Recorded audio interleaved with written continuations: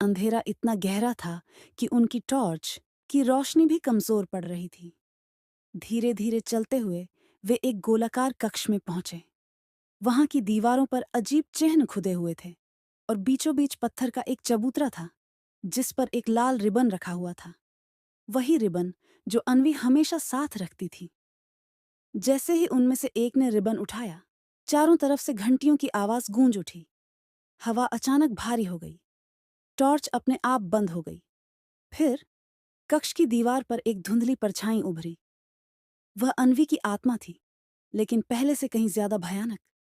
उसकी आंखों से काले आंसू बह रहे थे और उसकी आवाज गुफा में गूंज रही थी। मेरे दर्द को जगाने की कीमत तुम्हें चुकानी होगी। भय का क्षण अचानक जमीन कांपने लगी। दीवारों पर खुदे मंत्र नीली आग की तरह चमक उठे। शोधकर्ताओं ने बाहर भागने की कोशिश की, लेकिन सुरंग का रास्ता गायब हो चुका था। एक एक करके उनकी टॉर्च जलने लगी, पर रोशनी में सिर्फ पत्थर की दीवारें नहीं, बल्कि कई और परछाइयां दिख रही थीं, मानो दर्जनों आत्माएं उस कक्ष में कैद हों। हर परछाई धीरे धीरे उनकी ओर बढ़ रही थी। एकमात्र जीवित कहते हैं कि चार में से सिर्फ एक शोधकर्ता किसी तरह सुबह तक बाहर निकल पाया।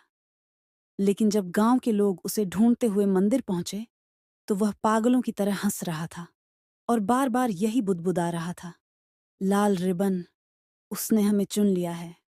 उसके बाद वह कभी सामान्य नहीं हो सका।